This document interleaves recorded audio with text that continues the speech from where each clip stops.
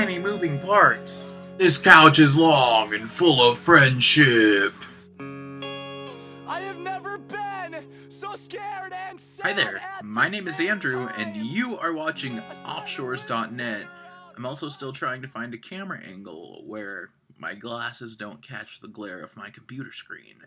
But today, I am going to review Tiny Moving Parts. This couch is long and full of friendship. And for those of you who don't know, Tiny Moving Parts is a three-piece math rock, indie rock, emo band out of Benson, Minnesota. The drummer and the bassist are brothers, and they were out on tour this summer with Modern Baseball, and that actually just got over, and they've been around with The World is a Beautiful Place and The Front Bottoms as well. So, as you can tell, they've started to get quite a bit of attention.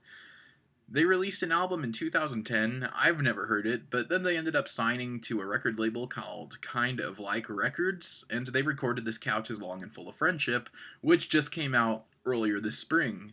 So far it's been kind of a sleeper, but these guys are really starting to pick up, just like that tour with Modern Baseball, The World Is, The Front Bottoms, I think Pity Sex has been in there somewhere, so they're starting to get in with that little niche, and I think this record is going to make its way around before the end of the year. Tiny Moving Parts is kind of like rhubarb pie, because while you're eating rhubarb pie, you're like, oh man, this pie is like really good, man. And then after you finish your rhubarb pie, you're kind of sitting there and you're like, dude, what the hell is a rhubarb? And then you stop asking yourself that question and just have another slice of pie. That's what Tiny Moving Parts reminds me of, because, you know, you're sitting there listening and you're like, oh man, what is this? It's delightful, it's good, probably not diabetic friendly, but really good, and you're going to sit there and you're going to try and say, what are these guys? What are they even trying to do? But then you're going to stop caring, and you're just going to keep listening anyways.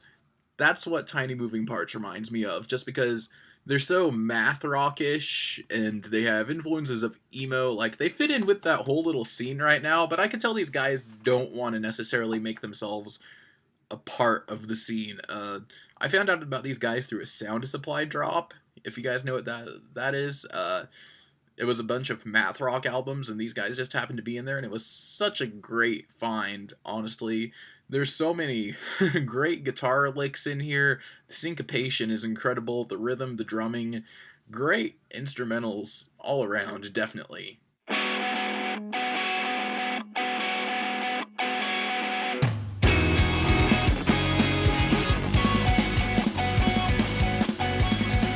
So, while there's all this crazy instrumentation going on beneath, Dylan, the vocalist, he's basically sing, shouting at you about how sad he is.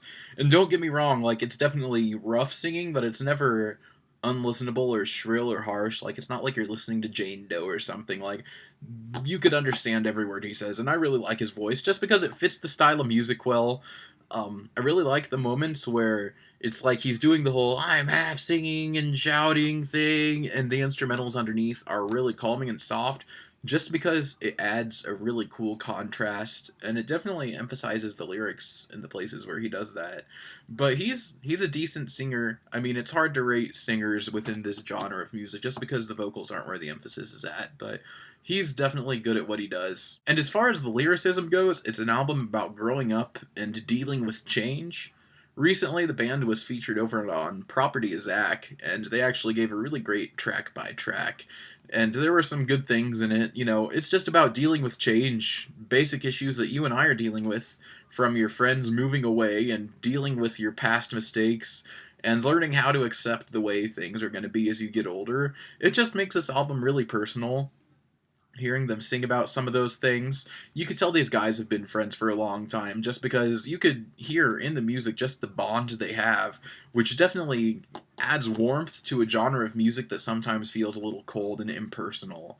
The lyrics are definitely strange sometimes. I really like the writing. I'm not sure who does it, whether it's just Dylan or if it's the Chevalier brothers as well, but there's some really crazy lines in there, like in the second track, it's smashing spiders up against my wall.